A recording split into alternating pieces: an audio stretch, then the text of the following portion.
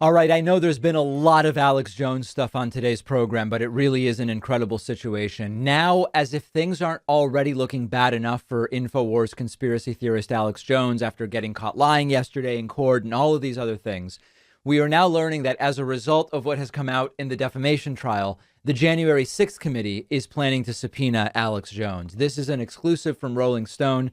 January 6th committee prepares to subpoena Alex Jones' texts and emails. Jones' lawyers in a Sandy Hook defamation case fumbled 3 years worth of texts and emails. The committee would like to know more about any contacts with Donald Trump's team regarding the January 6th Capitol attack. This is, and I'm not logged in, and we're not even going to deal with that right now. I have another article about this. January 6th panel set to subpoena Alex Jones after revelations in defamation trial. The January 6th Select Committee is reportedly planning to subpoena far-right conspiracy theorist Alex Jones after his texts and emails were revealed Wednesday in a defamation lawsuit filed by Sandy Hook shooting victim families. In a cross-examination, Sandy Hook victims attorney Mark Bankston told Jones his lawyer erroneously sent Bankston 3 years worth of the conspiracy theorist's emails and text messages copied from his phone. The January 6th Select Committee is now reportedly preparing to request those records from the attorneys representing the Sandy Hook victims to investigate the deadly Capitol insurrection. This is just unbelievable, going from bad to worse for Alex Jones. And Jones has managed to keep himself more or less isolated from the January 6th committee probe.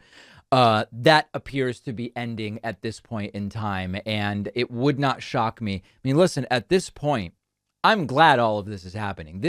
It genuinely seems like this is what Alex Jones deserves if we want to talk about merit.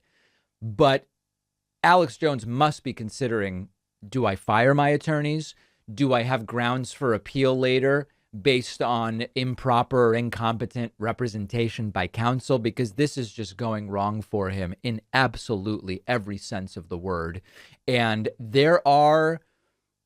it is not completely implausible that this could be the end of InfoWars. Now, if that's the case, I'm not going to take pleasure in it from a personal perspective, but I do think it's important to be able to have a conversation about, is this entity a net positive or a net negative for the world and for society? And there's a real question about that, to put it lightly, to understate it, when it comes to InfoWars. So we're going to be watching all of this. Let's hope that the January 6th committee does get those texts. Why? Well, because we should know to what degree Alex Jones was coordinating with people in Trump's circle. So that's the latest there. And we'll do one more Alex Jones thing before we move on.